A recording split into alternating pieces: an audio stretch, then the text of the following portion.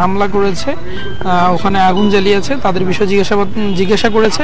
আমরা আমাদের দিক থেকে ক্লিয়ার যে আমরা এরকম কাজের সাথে সম্পৃক্ত না। হ্যাঁ, কারণ আমাদের মধ্যে তৃতীয় কোনো ব্যক্তি ঢুকে থাকলে করে থাকলে এটার দায় আসলে আমাদের না। এই জায়গায় আমাদেরকে বলা হচ্ছে এই দুষ্কৃতিকারীরা কারা।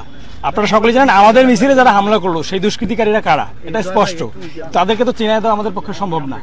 তো সেই প্রশ্নটি আমাদের কাছে রাখা হয়েছে। তারা খুব সুন্দরভাবে হেল্প চেয়েছে, আমরা তাদের সাথে সে ব্যাপারে কথা বলছি। জিনিসটাকে গভীরভাবে পর্যবেক্ষণ করব, করে আমাদের সংগঠনের যদি কেউ যদি এই রকম ঘটনার সাথে জড়িত থাকে আমরা অবশ্যই সাংগঠনিকভাবে তার বিরুদ্ধে ব্যবস্থা নেব। আসার পরে উনি জিজ্ঞাসা করলেন যে পরশুদিনের ঘটনার সাথে কারা কারা সম্পৃক্ত আছে কিনা, আপনি জানেন কিনা। আমি বললাম না, এ প্রসঙ্গে আমাদের জানা নাই।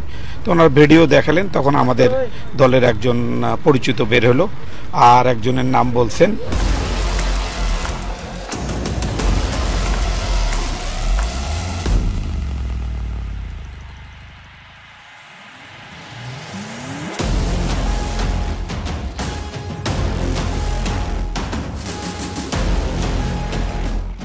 আমি যখন রংপুরেই ছিলাম তখন রংপুর ক্রস করছিলাম বৃষ্টির জন্য, ধীরে ধীরে যাচ্ছিলাম। তো ওই মুহূর্তে আমি কোনোভাবে জানতে পারি যে এখানে বাংলাদেশ সেনাবাহিনীর একটি টিমের সাথে আমাদের কমান্ডার সাহেব আছেন, আমাদের এখানে বিএনপির যারা নেতৃবৃন্দ একাধিক জন এবং আমাদের বৈষম্য বিরোধী ছাত্র আন্দোলনের জেলা এবং মহানগরের আহ্বায়ক, তাদের সাথে আমি তখন শুনেছি যে তাদেরকে ডেকে জিজ্ঞাসাবাদ করা হচ্ছে।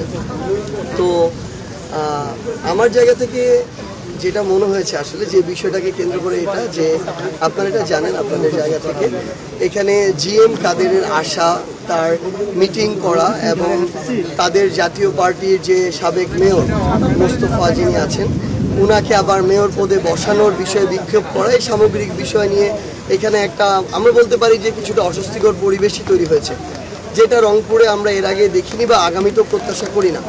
বাট আমাদের জায়গা থেকে যে জিনিসটা আমরা মনে করি সেটা হচ্ছে 2024 অভ্যুত্থানে যারা ফ্যাসিস্ট বিরোধী লড়াই করেছে, আমরা এটা বিএনপি বলি, এটা জামায়াত বলি, এনসিপির বর্তমানে যারা নেতৃবৃন্দ আছেন তাদের কথাই বলি না কেন, আমরা দেখেছি আমাদের বিএনপির ভাইদের বিরুদ্ধে যখন মিথ্যা মামলা, গুম, খুন, হয়রানি এরকম লক্ষ লক্ষ মানুষের সাথে এই বিষয়গুলো হয়েছে, যখন জামায়াতের অনেকের সাথে এই বিষয়গুলো হয়েছে, তখন জাতীয় পার্টি ক্ষমতার সাথে নেগোসিয়েশন করে বিরোধী দল, দামি বিরোধী দল সেজে আওয়ামী লীগকে সরকারি দলের বৈধতা দিয়েছে। আমরা আমাদের জায়গা থেকে আমরা একদম এটা বিশ্বাস করি যে আওয়ামী লীগ তারা বাংলাদেশে যেই কাজ করেছে একই কাজ বি টিম হিসেবে জাতীয় পার্টি করেছে এবং আওয়ামী লীগের যে কনসিকুয়েন্স হয়েছে এবং আগামীতে আরও হবে বলে আমরা প্রত্যাশা করি, একই কনসিকুয়েন্স জাতীয় পার্টির হওয়া উচিত। এখন এখানে যখন আমরা দেখি যে জাতীয় পার্টির একজন মেয়র, ওই মেয়রকে আবার পদে বসানোর জন্য এখানে একটা বিক্ষোভ মিছিল করা হয়, আমরা মনে করি ওই মিছিলে জাতীয় পার্টির নেতাকর্মীর নামে সেখানে আওয়ামী লীগ তারপর যুবলীগ, ছাত্রলীগের যারা নেতাকর্মী, যে সন্ত্রাসী যে নেতাকর্মীরা আছে তারা ওই মিছিলে থাকবে এবং থাকাটাই সবচেয়ে বেশি ইম্পর্টেন্ট। আমরা আমাদের জায়গা থেকে মনে করি যে এভাবে এটা শুধুমাত্র একটা শুরু এবং অস্থিতিশীল একটা পরিবেশ তৈরি করার একটা প্রক্রিয়া। তো সেই জায়গায় যখন জাতীয় পার্টির ব্যানারে বা নামে আওয়ামী লীগ বা তাদের দোসররা আবার এভাবে রাস্তায় নামবে, এটা শুধু স্থানীয়ভাবে নয়, পুরো রংপুরের বা পুরো দেশের আইন শৃঙ্খলা পরিস্থিতির জন্য আমরা মনে করি বিপজ্জনক।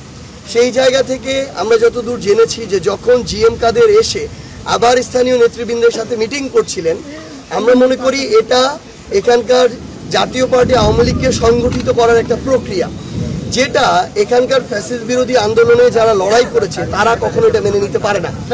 সেটা এনসিপি হোক, আমাদের বিএনপি হোক, জামায়াত হোক বা অন্য যে কোনো আমাদের সহযোদ্ধারা হোক, তারা কখনো মেনে নিতে পারে না। সেই জায়গায় তারা বিক্ষোভ মিছিল করেছে, কিন্তু এই বিক্ষোভ মিছিলে প্রথম জাতীয় পার্টির স্পেশালি জিএম কাদেরের সমর্থকরা হামলা করেছে এবং এই হামলাটা যখন তারা করে দেশীয় অস্ত্র লাঠিসোঁটা নিয়ে কিন্তু হামলা করেছে, এগুলোর স্পষ্ট এগুলোর ফুটেজ আছে। সেই জায়গা থেকে পরবর্তীতে তাদেরই কেউ নিজেদেরকে সেভ করার জন্য জিএম কাদেরের বাসায় হামলা করেছে কিনা নাকি অন্য কেউ করেছে, এই বিষয়টি আমরা মনে করি যে তদন্ত সাপেক্ষ হতে পারে। সেই জায়গা থেকে এইটার যদি তদন্ত হতে হয়, এটার কনসিকুয়েন্সের শুরু থেকে তদন্ত হতে হবে যে আওয়ামী লীগ নিষিদ্ধ হলো, জাতীয় পার্টি এখনো নিষিদ্ধ না কেন, এক। 2 নম্বর হচ্ছে জাতীয় পার্টি, আওয়ামী লীগ এবং জাতীয় পার্টির যারা বিভিন্ন সদস্য, কার উদ্দেশ্য কি ছিল আমরা জানি না, তারা কিভাবে রংপুরে এত বড় মিছিল করতে পারে, তাও একজন অবৈধ নির্বাচনের অবৈধ মেয়রকে ক্ষমতায় বসানোর জন্য। তৃতীয়ত, অন্য দলের নেতাকর্মীরা যখন তাদের জায়গা থেকে এখানে বিক্ষোভ মিছিল করে, সেই বিক্ষোভ মিছিলে কারা প্রথম সশস্ত্র হামলা চালিয়েছে, যদি তদন্ত বা অনুসন্ধান করতে হয় প্রথমে সেটা করতে হবে, মামলা হলে প্রথম তাদের বিরুদ্ধে হবে, গ্রেপ্তার করলে প্রথম তাদেরকে গ্রেপ্তার করবে।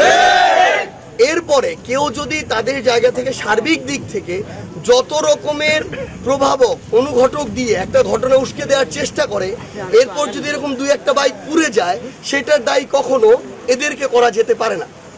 আমরা আমাদের জায়গা থেকে মনে করি তারপরও এই যে বিশৃঙ্খলা যেটা হয়েছে এটা আমরা প্রত্যাশা করি না। আমরা প্রত্যাশা করি না যে কোনো জায়গায় একটা বাইক কেন, কোনো একটা পাতাও অকারণে পুড়ে যাবে, এটা আমরা প্রত্যাশা করি না। সেই জায়গায় আমরা মনে করি যে রংপুরের স্থিতিশীলতা আমরা সবাই চাই, এবং বাংলাদেশ সেনাবাহিনী অভ্যুত্থানের পর থেকে এখন পর্যন্ত আইন শৃঙ্খলা রক্ষায় একটা গুরুত্বপূর্ণ ভূমিকা পালন করছে। আমরা প্রত্যাশা করি এখানের আইন শৃঙ্খলা রক্ষার জন্য সেনাবাহিনী বা পুলিশ সহ যারা আছেন তারা তাদের জায়গা থেকে যৌথভাবে এই কাজটা করে যাবেন। এখন আমাদের একটা প্রত্যাশা আছে। আপনি তো একটা স্ট্যাটাস দিয়েছেন যে আপনি বলছেন যে জুলাই বিপ্লবীদেরকে মানে হেনস্থা করা হচ্ছে। জি, মানে এই জায়গায় আমাদের কথাটা, এই জায়গায় কথাটা কোন জায়গায়, আমরা একদম বাংলাদেশ সেনাবাহিনীর প্রতি আমাদের ওইটুকু পূর্ণ শ্রদ্ধা সম্মান রেখেই বলছি, এই বিষয়ে তদন্তের জন্য বৈষম্যবিরোধী ছাত্র আন্দোলনের কাউকে হোক, বিএনপির, জামায়াতের, এনসিপির যে কাউকে হোক, তাদেরকে জিজ্ঞাসাবাদ করা যেতে পারে, অবশ্যই প্রয়োজন। কিন্তু আমরা মনে করি রাত 1টা-2টা এটা আসলে ওইভাবে ভালো, মানে ওই সময়টাই দৃষ্টিকটু দেখায়। বরং আমরা প্রত্যাশা করি যে তাদেরকে যদি যে কোনো টাইমে, দিনের বেলা, অফিস আওয়ারে ডেকে নেওয়া হয়, সবাই প্রস্তুত থাকবে এই বিষয়ে সহযোগিতা করার জন্য, আমরা মনে করি। তো আমাদের জায়গা থেকে এটুকুই প্রত্যাশা থাকবে যে এক ঘটনার শুরু থেকে কনসিকুয়েন্স টানার জন্য, সে অনুযায়ী কাজ করার জন্য।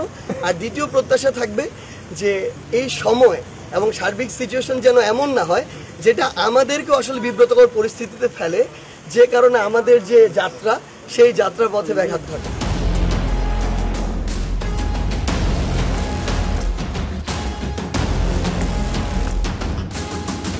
দুজনই বলেছেন আমাদেরকে সহায়তা করবে। ওনারা ভিডিও ফুটেজ দেখেছেন, ছবি দেখেছেন, তারা আইডেন্টিফাই করতে পেরেছেন যে কেউ কেউ আছে তাদের দলে যাদের হাতে লাঠি এবং অন্যান্য যে সকল জিনিসগুলো ছিল সেনাবাহিনীর কথা ছিল, তারা বিব্রত বোধ করেছেন এবং কথা দিয়েছেন আগামীকালকে তাদেরকে হাজির করবে এবং মেবি বলছে সরি অন দেয়ার বিহাফ, এবং ভবিষ্যতে এমন কোনো কাজ করবে না তাদের দল থেকে যেটা রংপুরের শান্তিটা বিনষ্ট করবে।